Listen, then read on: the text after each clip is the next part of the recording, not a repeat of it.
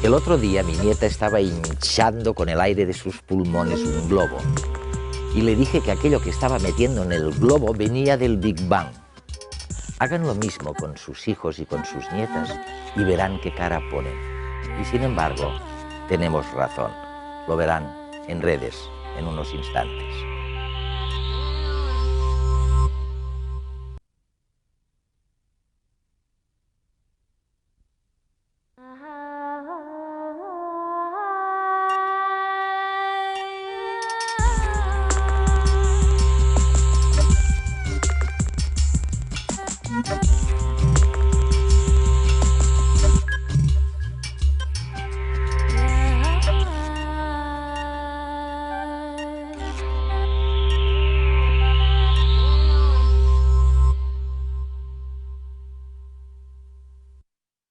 Este programa lo hemos grabado en el Observatorio del Roque de los Muchachos, en La Palma. Y es que queríamos indagar por los enigmas grandes y gigantescos, como cómo se produjo la gran explosión del Big Bang, o cómo se forman los agujeros negros. Pero luego hay enigmas personales, casi íntimos. Cuando a su hija o a su nieta le preguntan qué está metiendo en el globo cuando está hinchando el globo con el aire de sus pulmones, díganle que es el Big Bang y verán qué cara pone. Y sin embargo, tenemos razón. Nuestra comprensión del universo ha avanzado enormemente en los últimos años. Pero, paradójicamente, a medida que es más comprensible, también se vuelve más extraño. Algunos conceptos parecen sacados de la ciencia ficción. Hablamos, por ejemplo, de materia oscura, una materia misteriosa e invisible. Y muchísimo más abundante que la materia que sí podemos ver. Las galaxias no son más que motitas de polvo en un océano de materia oscura. También se postula la existencia de una energía oscura.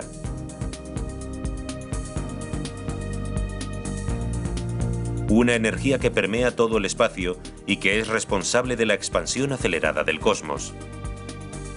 Pero, ¿seguirá expandiéndose siempre? ¿O invertirá su movimiento y colapsará en un Big Crunch? Parece que el destino final de nuestro universo está oculto en la naturaleza de esta energía oscura. El mayor de los enigmas, sin embargo, es cómo empezó todo.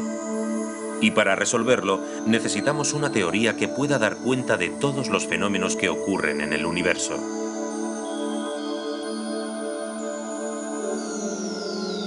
Ahora, aplicamos la teoría de la relatividad de Einstein para describir las cosas grandes como las galaxias, las estrellas o nosotros. Y la de la mecánica cuántica para explicar el mundo del átomo. Pero, ¿qué aplicamos en el Big Bang? Allí se une la cosmología con las partículas elementales. Necesitamos una teoría única para entender esos primeros momentos. Esto es el santo grial de la física teórica actual. Obtener una teoría de todo.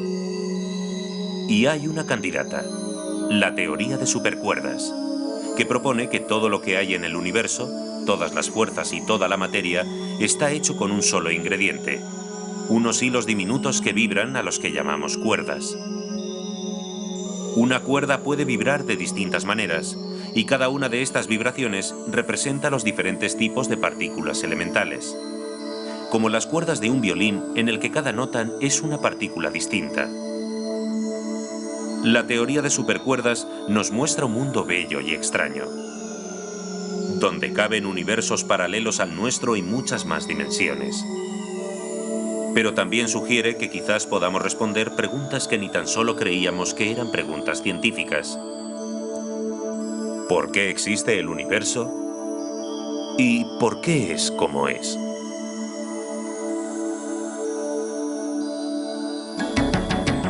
Leonard Susskind es catedrático de física teórica en la Universidad de Stanford.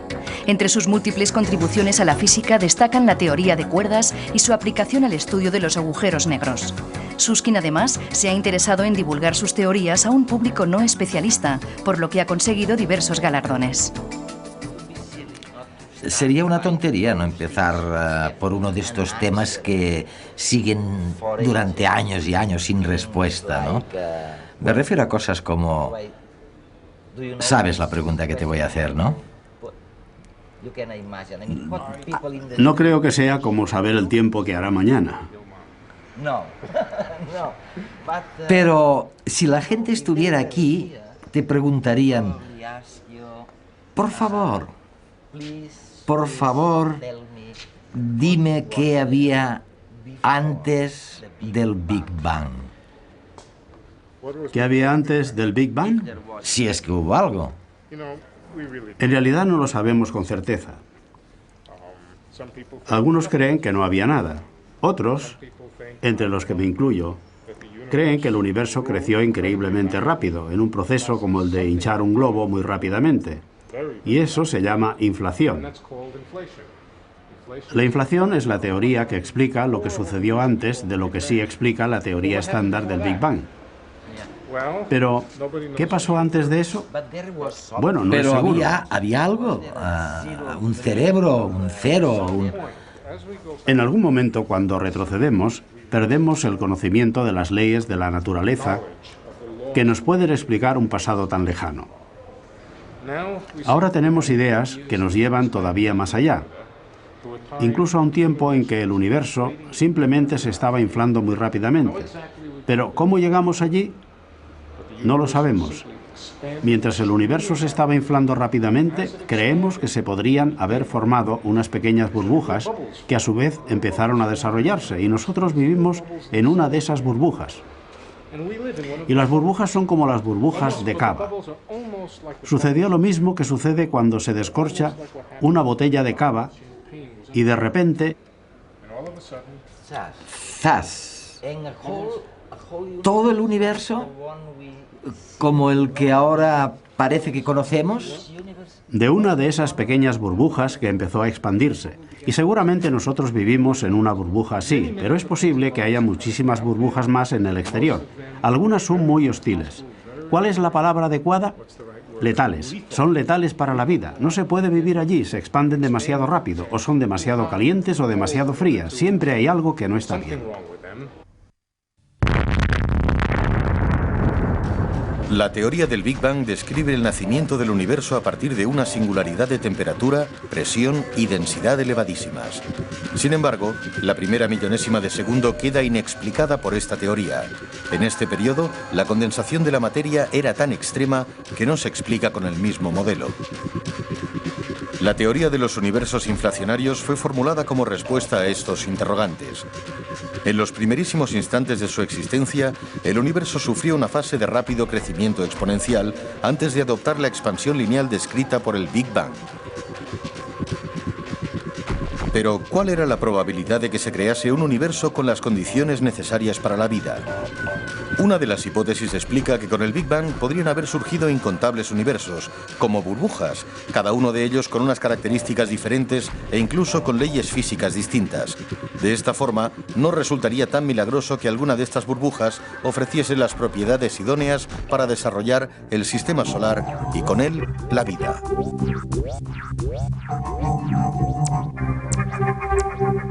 Pero si los primeros instantes del universo ya plantean todas estas dudas, los años posteriores del cosmos siguen sorprendiéndonos. Recientemente se han simulado los primeros sonidos del universo a partir de la radiación cósmica de fondo. Esta radiación, que procede de cuando el universo tenía tan solo 380.000 años, se ha podido estudiar gracias a un viejo truco astronómico. La luz que llega de un objeto muy lejano lo abandonó mucho tiempo atrás y nos permite verlo como era entonces, no como es ahora. Se han analizado las pequeñas fluctuaciones que existen en el fondo cósmico de microondas y se han traducido a un campo de tonos sonoros.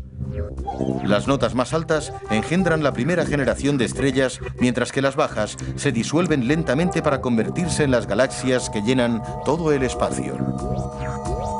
Esta banda sonora condensa en 5 segundos la simulación del ruido cósmico del primer millón de años del universo.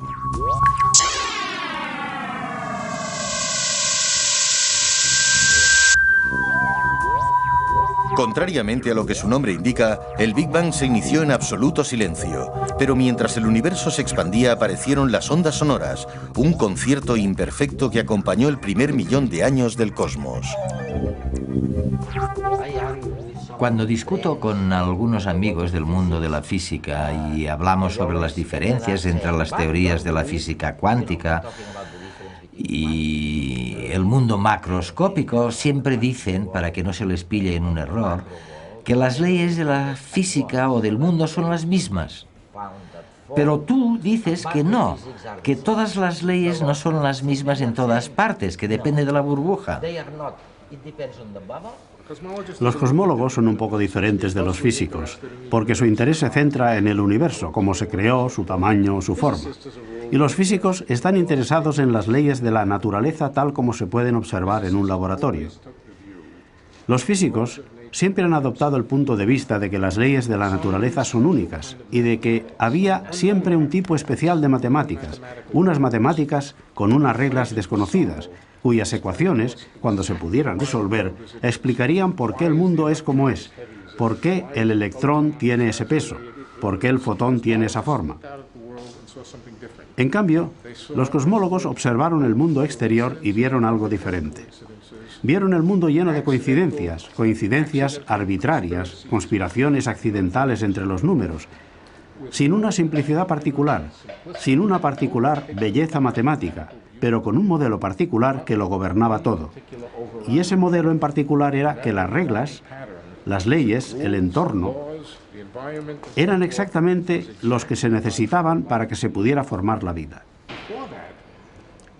Antes de Darwin, la existencia de algo tan maravilloso como un globo ocular era una prueba de la existencia de Dios. Ahora, cuando se mira el universo, se tiende a decir que es muy amable, y mucha gente piensa que esto debe ser porque alguien lo debió hacer así para que existiéramos. Lo que necesitamos es un principio del mismo tipo del que utilizó Darwin para explicar por qué el universo es tan amable sin necesidad de invocar a las fuerzas sobrenaturales. Y a eso le llamáis el principio antrópico. ¿Y una explicación? El punto de vista del científico, que cree o no cree en Dios, es explicar la naturaleza sin invocar a las fuerzas sobrenaturales. Y puesto que es nuestro trabajo, tenemos que hacerlo. Bueno, quizá yo lo habría llamado de una forma diferente. Hay situaciones donde la sutil frontera entre ciencia y filosofía se diluye. Este es el caso de un principio que ha suscitado arduas discusiones entre sus defensores y detractores, el principio antrópico, que en términos aproximados dice que el universo es como es debido en parte a nuestra existencia. A primera vista parece ilógico. Es como si nosotros, recién llegados a este inmenso océano cósmico, seleccionáramos de alguna forma el pasado del universo y sus constantes fundamentales. Pero si profundizamos en cualquiera de sus dos versiones, la débil y la fuerte, podemos encontrar argumentos que alimenten nuestras dudas. La interpretación débil del principio antrópico dice que la vida está restringida a ciertos lugares y épocas del universo.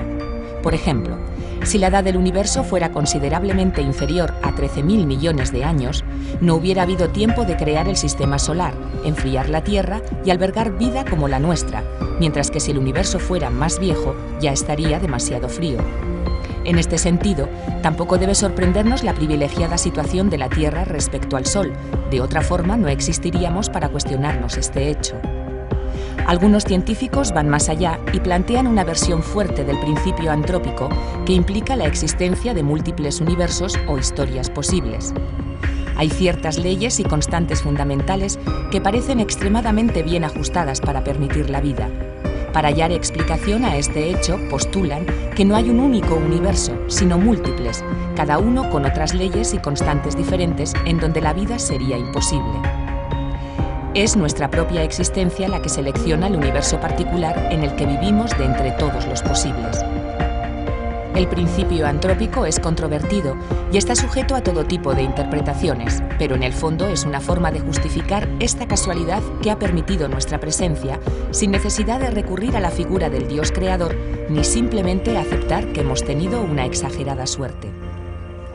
Nos resulta tan difícil comprender que pueda haber otras dimensiones que sean muy pequeñas, escondidas en algún sitio, ¿no? Esta es la parte de la cuestión. Creemos, aunque no hay ninguna razón, bueno, de hecho hay razones matemáticas para creer en lo más profundo de la teoría de cuerdas, que existen otras dimensiones además de las tres que vemos, arriba y abajo, derecha e izquierda y adelante y atrás. Hay más, en algún sitio que no podemos ver porque son demasiado pequeñas.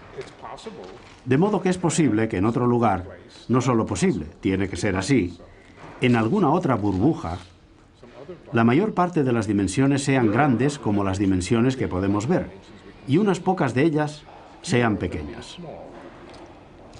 Este sería un mundo en el que la gente, si pudiera vivir en él, tendrían arriba y abajo, derecha e izquierda, adelante y detrás, y también pompus y rompus, no lo sé, alguna otra cosa, algún otro tipo de dirección. ¿Por qué no vivimos en un mundo que tenga arriba y abajo, lados, adelante y atrás y pompus y rompus? La razón es que no se podría vivir en un mundo que tuviera una dimensión más. Todo tipo de cosas irían mal, particularmente por lo que respecta a la química. En el lenguaje corriente, lo que la gente entiende por una teoría es pienso esto o aquello. Lo que un físico quiere decir cuando habla de teoría consiste en un marco matemático extremadamente bien definido que permite describir las cosas. De acuerdo con las mejores ideas de la mejor teoría que tenemos, que es la teoría de cuerdas, el número de estas burbujas es enorme, y también es enorme la diversidad de los diversos tipos de entorno que hay. Hay todo lo que se pueda imaginar. Lugares donde los electrones son más pesados que los protones o donde los protones son más pesados que los electrones, todo tipo de posibilidades diversas, y solo una pequeña fracción de ellas es vitalmente posible. Y ahí es donde se encuentra la vida, no hay nada metafísico en ello, nada sobrenatural.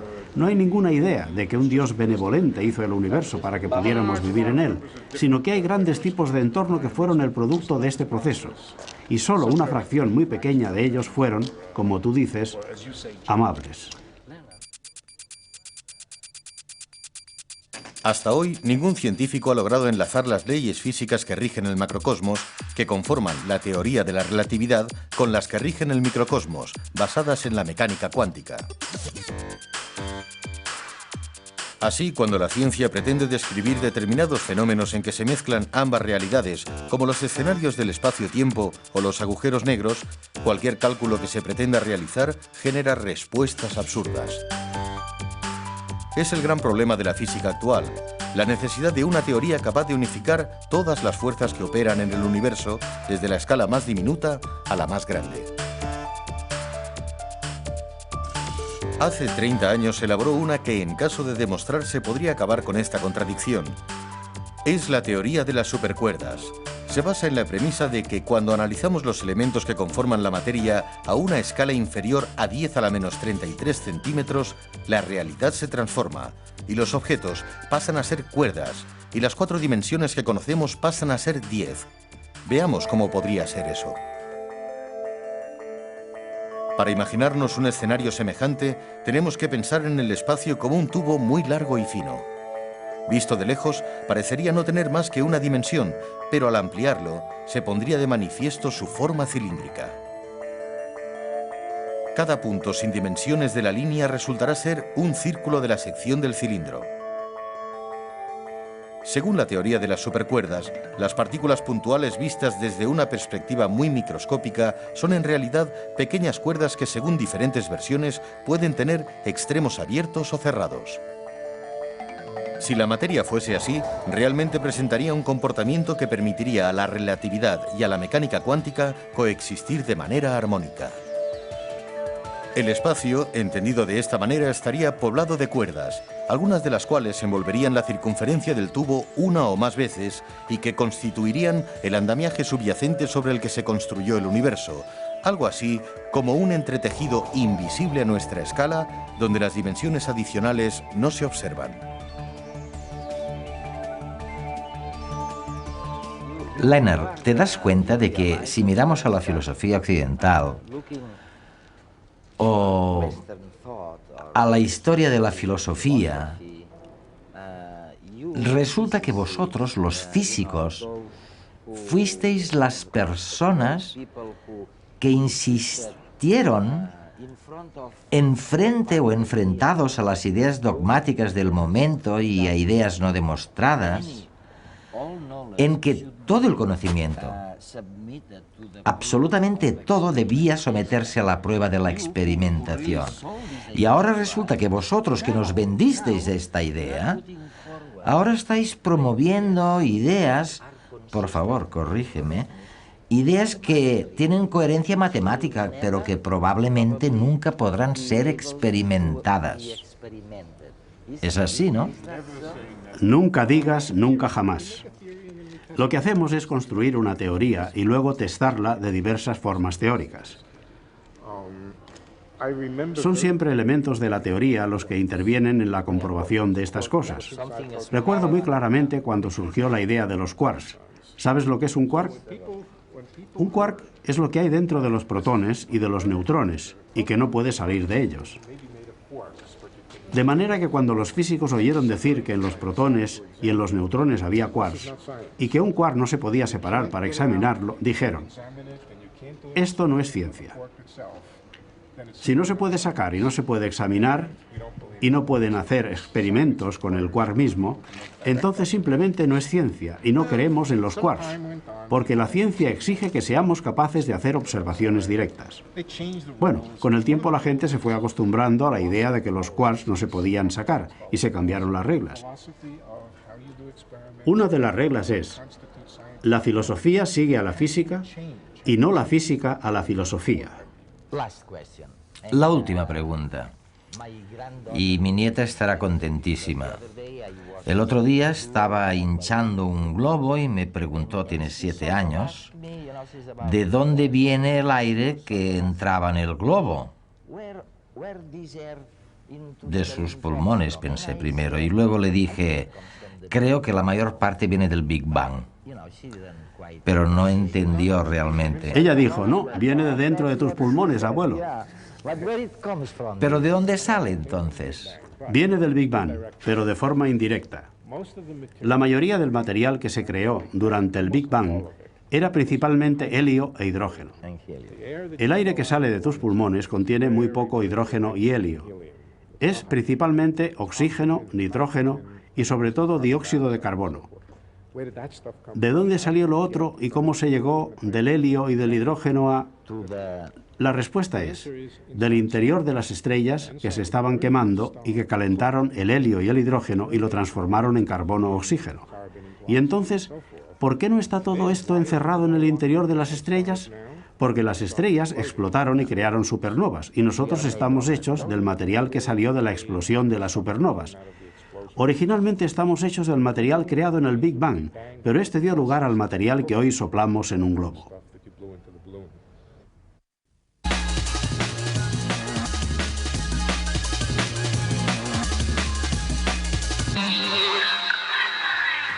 Las autoridades sanitarias de Estados Unidos iniciarán próximamente una investigación pionera a nivel mundial.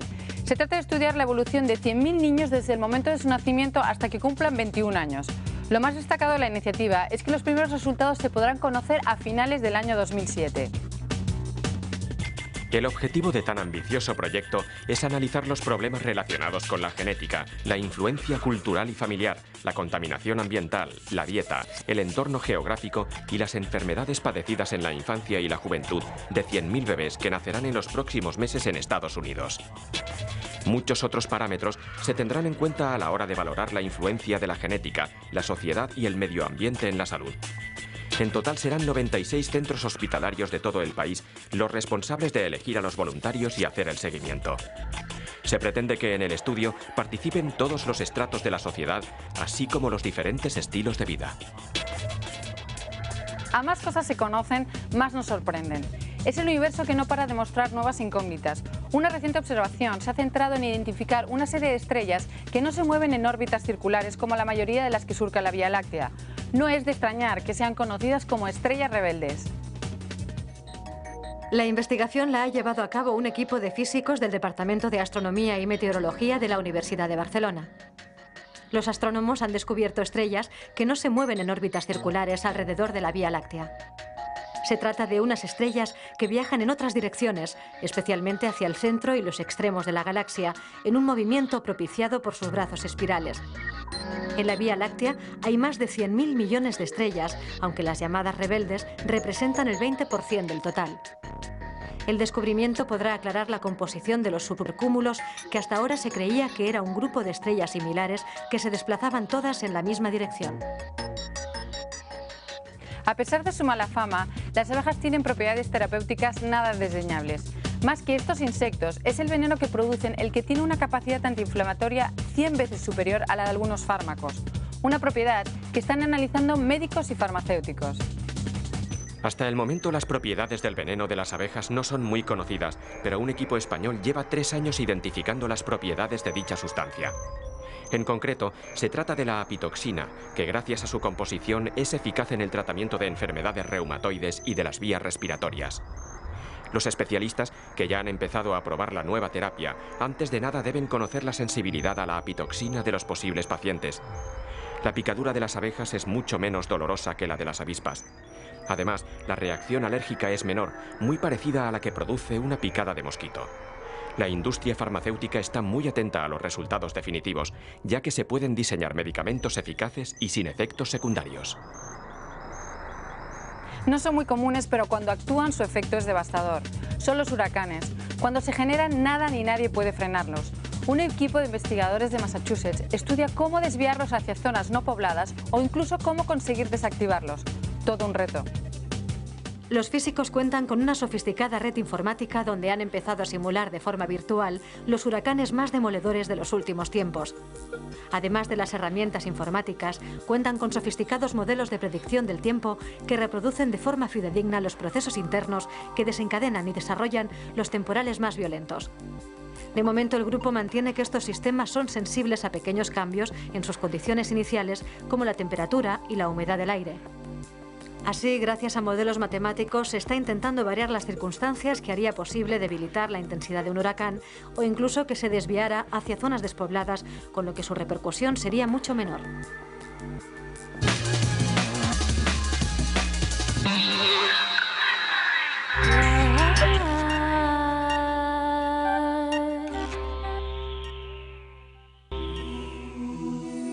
A principios del siglo XX, desde observatorios astronómicos como este, se intentaba entender la estructura del universo, pero ni sabíamos por qué brillan las estrellas, ni sabíamos de dónde salían los elementos químicos que nos constituyen, y pensábamos que nuestra galaxia era la única en todo el universo.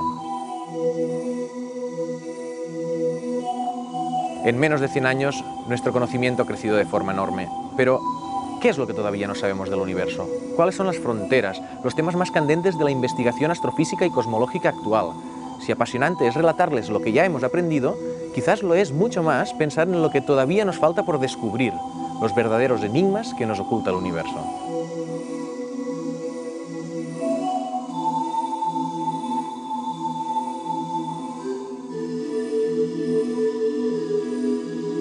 Aquí, desde uno de los observatorios más modernos y avanzados del mundo, el Observatorio del Roque de los Muchachos del Instituto Astrofísico de Canarias en la isla de La Palma, vamos a abordar directamente este tema. Y vamos a hacerlo con los científicos que allí investigan, los responsables directos de dar respuesta a los interrogantes que quedan por cerrar.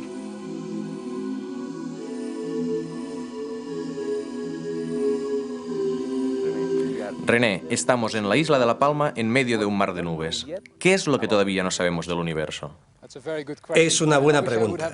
Y me gustaría tener una buena respuesta, porque eso haría que la vida de los astrónomos fuera mucho más fácil. Por supuesto, hay mucho que todavía no sabemos.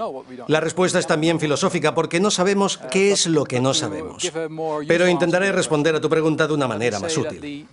La investigación en el campo de la astronomía en estos momentos se concentra en la formación de los planetas, los sistemas solares y las estrellas, y en tener una mejor comprensión acerca de dónde venimos nosotros como seres humanos y también en ver si hay vida en otros lugares del universo. Y a una escala superior, el saber cómo empezó el universo, cómo se ha desarrollado y a dónde irá en el futuro. Porque por las noches, cuando miramos al universo, parece muy estático, muy homogéneo. ¿Es realmente tan homogéneo o hay diferentes regiones con diferentes partículas y diferentes leyes? El universo es un lugar muy dinámico y complejo. Se producen colisiones entre galaxias y entre estrellas. Y también sabemos que el universo se está expandiendo, aunque nosotros no lo notemos. Y esto es lo que los astrónomos investigan. Has mencionado algo muy interesante, y es que el universo se está expandiendo y parece que lo haga cada vez más rápidamente. ¿Por qué pasa eso? El telescopio que tenemos aquí al fondo, el telescopio de William Herschel, ha contribuido mucho al entendimiento de la expansión del universo. Y como has dicho, desde hace algunos años sabemos que el universo seguirá expandiéndose para siempre. ¿Es esto debido a la recientemente descubierta energía oscura? Sí, la energía oscura y la materia oscura son aspectos muy importantes para entender la teoría de cómo se ha desarrollado el universo y cómo se desarrollará en el futuro. Pero ¿sabemos ya qué son la energía oscura y la materia oscura? No, desgraciadamente todavía no lo sabemos, aunque es un campo de investigación muy activo. Si estudiamos los movimientos de las galaxias y los analizamos, deducimos que hay mucha más cantidad de materia en las galaxias de la que podemos ver. Porque si comparamos el número de estrellas que hay en estas galaxias del total de la masa de las estrellas, de la masa que deducimos por la interacción de la gravitación, observamos que hay un gran vacío. Y una de las áreas clave de la investigación en estos momentos es hallar de qué está compuesta esta materia que no podemos ver, pero que sabemos que está allí. Vamos a ver un pequeño reportaje que grabamos anoche en tu telescopio para ver cómo es una noche normal observando el universo.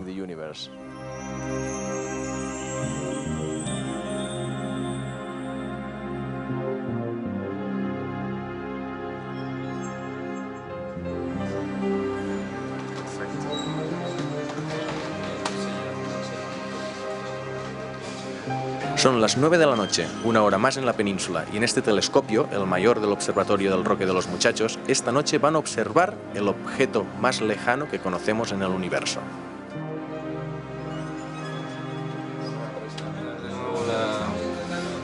La rendija, a ver en qué posición nos cae. Bueno, en esta parte estamos controlando el telescopio. Berto es el encargado de controlar el telescopio, de darle las órdenes para que apunte y se desplace a la posición del cielo donde nosotros queremos observar. Aquí José y Rafa son los encargados del instrumento y lo que ahora están comprobando es que somos capaces de poner los objetos que queremos observar dentro de las rendijas que están aquí señaladas. Este es el control del instrumento y aquí Cristina es la encargada de analizar las imágenes y más o menos pues en prácticamente tiempo real, con 5 o 10 minutos de retraso, podemos ver lo que estamos observando.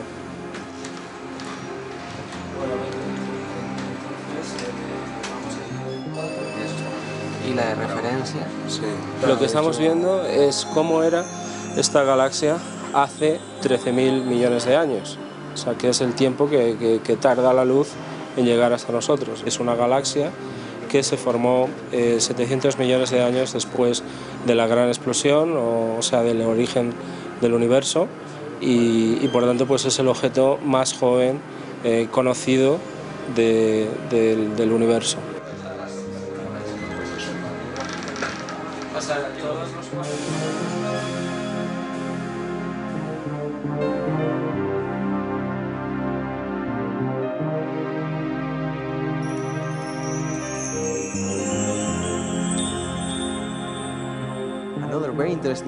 Otra actividad muy interesante que estáis llevando a cabo en tu telescopio es la creación de una estrella artificial. Sí, los telescopios siempre están limitados por la atmósfera de la Tierra. Hay que mirar a través de la atmósfera para ver las estrellas, y esta provoca una turbulencia que hace que la imagen de las estrellas resulte un poco borrosa. Y con esta estrella artificial podemos medir la turbulencia en la atmósfera y luego corregirla. Pero esta estrella artificial no será una estrella, sino un punto de luz. Así es. La forma en que vamos a desarrollar esta estrella inteligencia artificial, puesto que evidentemente no podemos ir a la atmósfera y encender una fuente de luz muy brillante, es hacer brillar un láser a través del telescopio y proyectarlo a lo alto de la atmósfera, a una altitud de 20 kilómetros. Y eso producirá una fuente de luz artificial que utilizaremos para corregir la turbulencia de la atmósfera y mejorar la calidad de imagen del telescopio. Déjame ahora que sea más especulativo. ¿Qué piensas de la posibilidad de que haya otras dimensiones además de las 4 que tenemos? Sí, esto es muy interesante y efectivamente es muy especulativo, pero es uno de los temas más candentes porque está muy relacionado con la historia y el futuro del desarrollo de nuestro universo. Y es fundamental para la comprensión de la física y de nuestra misma naturaleza. Como bien has dicho, estamos acostumbrados a trabajar en 4 dimensiones, las 3 dimensiones del espacio y la dimensión del tiempo. Y como seres humanos estamos acostumbrados a observar y vivir en esas 4 dimensiones. Pero los matemáticos y los cosmólogos suelen trabajar con muchas más dimensiones porque poseen técnicas matemáticas que pueden utilizar para desarrollar una comprensión más profunda de la constitución misma de la naturaleza, de la Tierra y del mundo que nos rodea. Y otra pregunta fundamental es la de la posibilidad de universos múltiples. Más allá de la idea cuántica de historias múltiples o las diferentes ideas de universos cosmológicos, ¿por qué tuvo que haber solo un Big Bang? ¿No pudo haber más Big Bangs y más universos? Sí, exacto. Es posible que hubiera habido más Big Bangs, ¿por qué no? Una de las limitaciones de la astronomía es que la información fundamental que se obtiene es a través de telescopios que están, como este, en la cima de una montaña. Y simplemente por el hecho de que toda la información que obtenemos nos llega a la velocidad de la luz, no podemos mirar más allá de la última frontera del universo, que es la edad del universo multiplicado por la velocidad de la luz. Es decir, 40.000 millones de años luz es nuestro límite último, nuestro horizonte último. No podemos mirar más allá de esta frontera simplemente porque la luz no ha viajado lo bastante como para llegar hasta nosotros. De manera que podemos estudiar nuestro universo, pero lo que está fuera de nuestro universo, si hay otros universos más allá, solamente podemos suponerlo y especular. Pero quizá no sea una idea absurda imaginar que haya universos como burbujas que se crearon al principio como nuestro propio universo y evolucionaron después formando otros universos. Claro que sí. A mí me parece una idea muy válida, pero como astrofísico que soy, también quiero realizar mediciones y comprobar que eso es cierto. Es decir, sacarlo del reino de la pura especulación e intentar hacer física experimental usando el conocimiento que poseemos. Por desgracia, estamos limitados y solo podemos observar las estrellas y las galaxias de nuestro propio universo.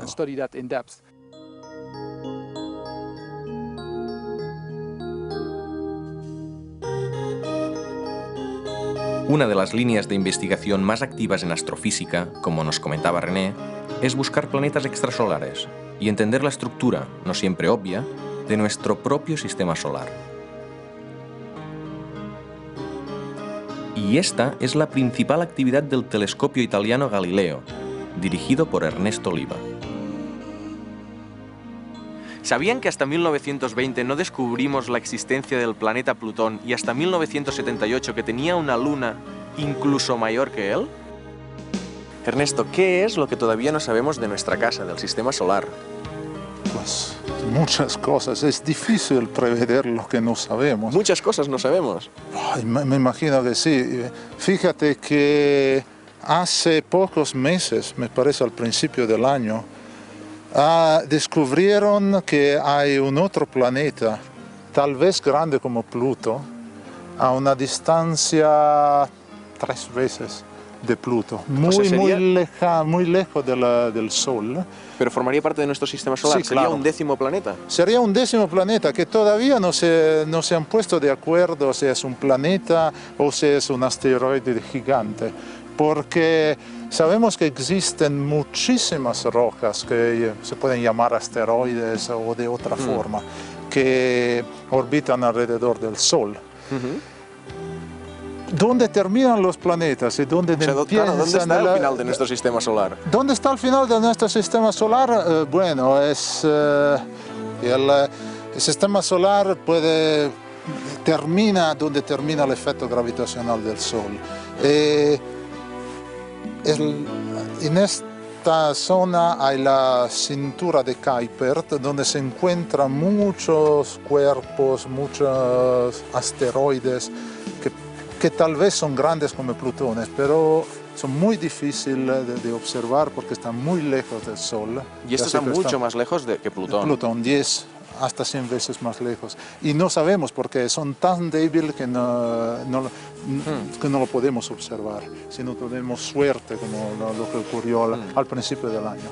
¿Y la estructura del sistema solar es casual o no es casual? El hecho de que los planetas pequeños estén al principio y los grandes al final. No es casual, Plutón, no es casual. Todo, bueno, era la idea que todos los astrónomos tenían, que todos los sistemas planetarios tenían de estar hechos de esta forma. Los planetas que están cerca del Sol no pueden tener gas como hidrógeno porque están calientes. Si hay y todo el hidrógeno que está en la atmósfera se evapora y se va al espacio exterior. Así que un planeta gigante con mucho gas como Júpiter o como Saturno puede encontrarse solamente a una distancia donde el efecto de la radiación solar es bajo y hace bastante frío para mantener el gas. O sea, esto era lo que se creía hasta el momento, pero creo que habéis descubierto algún planeta que no cumple... Bueno, sí, esa es la búsqueda de los planetas extrasolares que empezó al final de los años 90. Pues hay que decir antes que todo que por el momento no tenemos, como astrónomos, no tenemos ninguna oportunidad de ver un planeta directamente. Ni con el gran telescopio de las Canarias, ni con el Hubble, porque es un problema, no que los planetas sean demasiado débiles, sino que hay un problema de contraste de luz entre el planeta que está muy cerca a una estrella que es mil millones de veces más brillante que el planeta mismo. ¿Y entonces cómo lo hacéis? Claro, los planetas no emiten luz, el contraste con las estrellas es enorme. ¿Cómo detectáis planetas fuera del sistema solar? Pues los planetas se mueven, dan la vuelta alrededor de la estrella.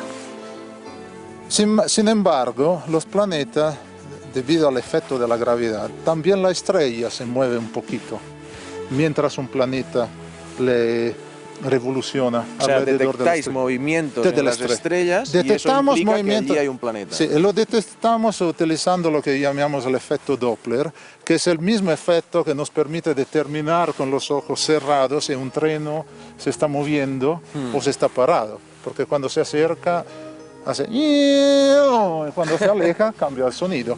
Lo mismo pasa con la luz. Bueno, el resultado principal, que fue la grande sorpresa para todos los astrónomos, fue descubrir que el primer planeta, y luego el segundo, el tercero, los primeros 10, y luego prácticamente todos los planetas que conocemos ahora afuera del sistema solar, son planetas grandes como y más que Júpiter, entonces planetas gigantes con mucho gas. Y no están distribuidos como lo están. Y están cerca de la estrella. Muy cerca de la estrella. Lo contrario de lo que ocurre en nuestro sistema solar. Y cualquier astrónomo antes del 1997 hubiera apostado que Júpiter se encontraría mucho más lejos de la estrella. Todavía no entendemos cómo pueden sobrevivir ahí, porque no pueden sobrevivir. Si los deja ahí tranquilos por 1000 millones de años, la atmósfera se evapora. Y les queda solamente el núcleo más pesado de hierro, silicio, magnesio. ¿Qué es lo que se supone que ha pasado a los planetas pequeños? Exactamente, como la Tierra, Marte y Venus. O sea, que en un momento la Tierra, Marte y Venus eran así de grandes. Bueno, no tan grandes como Júpiter, pero eran por lo menos 50 veces 10-50 veces más masivos. Pero perdieron este gas debido al rescaldamiento del Sol. Bueno, y tenemos también una prueba química que algunas estrellas se han recientemente, en los últimos 100 millones de años, chupado un planeta. ¿Cómo podéis tener una prueba química?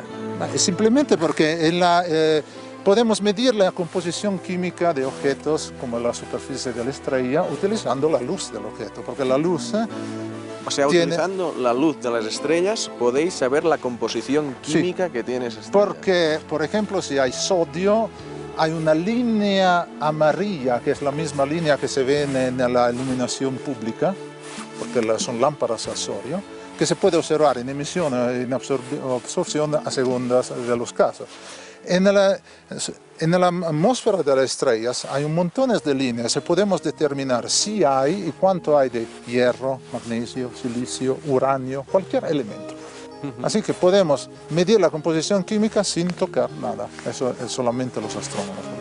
¿Y en este telescopio, el Galileo, sí, qué tipo de mediciones estáis haciendo? ¿Estáis buscando planetas extrasolares también? Entre otras cosas, sí. Hay un programa y un instrumento fue construido con el fin principal de buscar planetas extrasolares. ¿Habéis encontrado alguno o no? Sí, un par.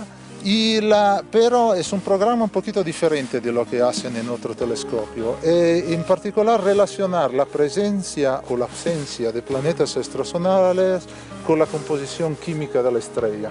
Así para entender mejor esta historia, si los planetas se caen encima de la estrella o se mantienen en órbita estables.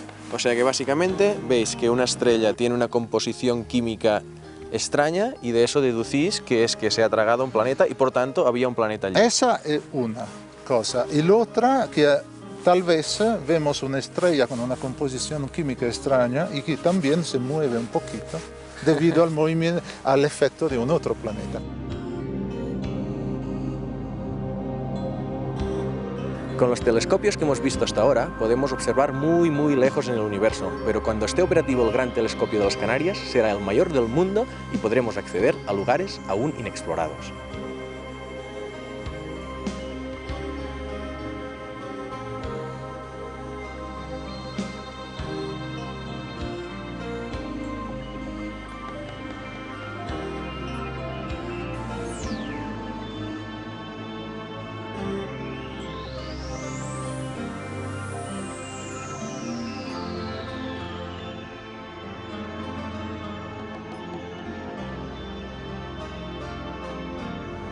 Esta es la puerta de entrada por donde podremos observar los fotones que vienen del confín del universo.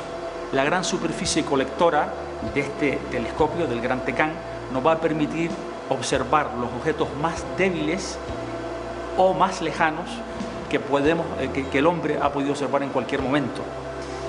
Objetos débiles que pueden estar en nuestro entorno, pero que no hemos sido capaces de observarlos con otros telescopios, o objetos muy lejanos, por lo tanto muy antiguos, con lo cual Gran Tecán va a abrirnos al conocimiento del origen del universo.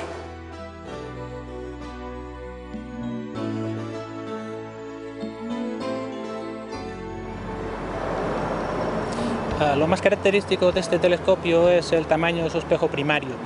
Este telescopio tendrá, cuando entre en funcionamiento, un espejo primario de 10 metros de diámetro, lo que hará que sea el telescopio con un espejo primario de mayor tamaño de todo el mundo cuando entre en funcionamiento. Tiene un sistema de sensores y actuadores que mantienen en todo momento alineados los espejos del telescopio durante toda la observación. Otra característica importante de este telescopio es que introducirá un sistema de óptica adaptativa, que es un sistema novedoso que permite corregir las perturbaciones introducidas por las turbulencias atmosféricas, de forma que se mejora la calidad de la imagen que se observa con el telescopio.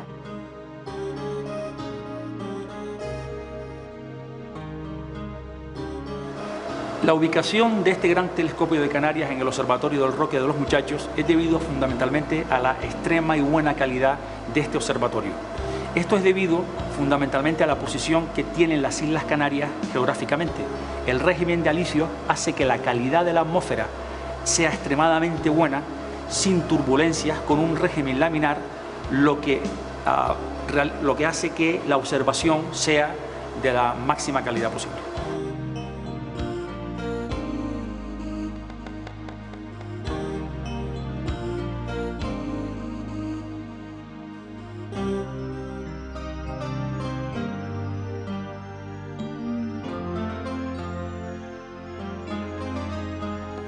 Este telescopio es diferente a todos los que hemos observado hasta ahora.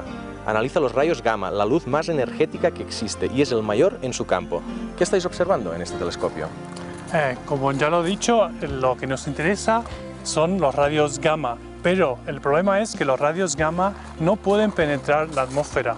Entonces, lo que pasa cuando llegan a la atmósfera, es que se interaccionan con la atmósfera y producen una cascada de muchas partículas. Y estas partículas cargadas, producen una luz que se llama luz Cherenkov, que es una luz que se produce cuando partículas van más rápido de la velocidad de la luz en el medio. O sea, hay partículas que van más rápido que la velocidad de la luz. Sí, bueno, van más rápido de la velocidad de la luz en el medio. Nunca van más rápido de la velocidad de la luz en el vacío. Porque esto, lo de la velocidad de la luz en vacío, todo el mundo sabemos que nada puede ir, pero es realmente cierto, no es una limitación técnica nuestra, es una propiedad de la naturaleza, nada puede ir más rápido a la luz. Es una ley física que nada puede ir más rápido de la velocidad de la luz en el vacío.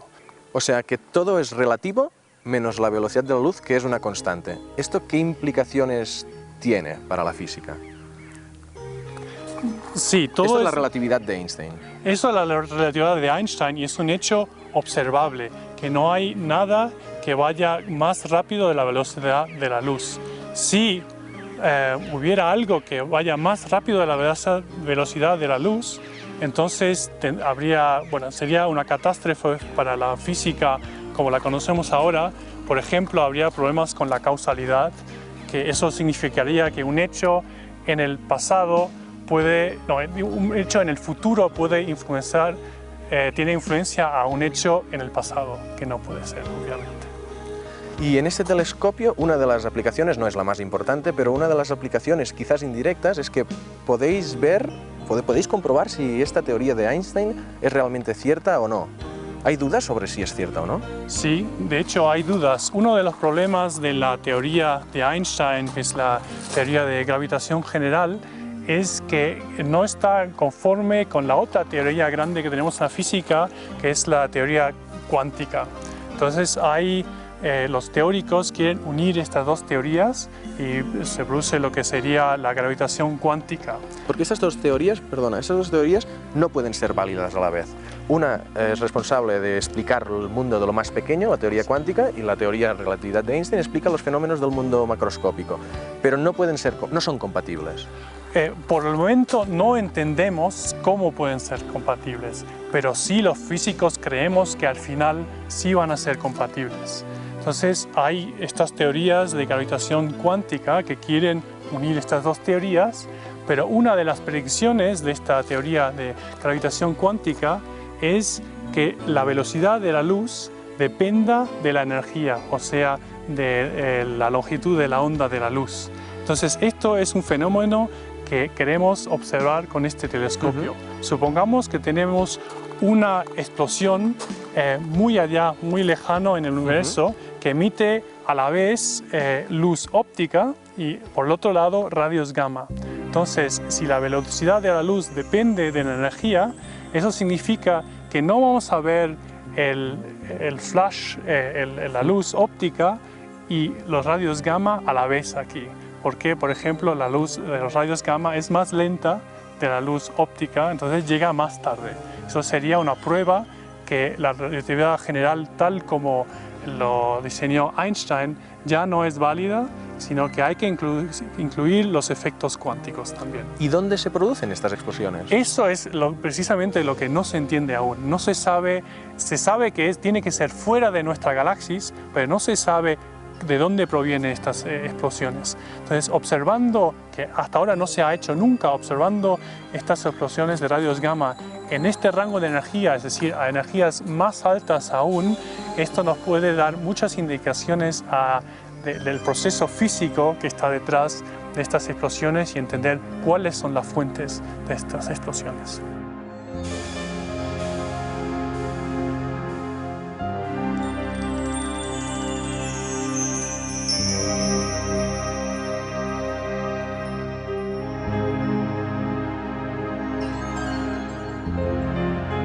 Durante el programa hemos visto que en cosmología, como en muchos otros campos de la ciencia, afortunadamente todavía quedan profundos enigmas sin resolver. Esperemos que los científicos vayan encontrando las respuestas y nosotros se las podamos hacer llegar a sus casas.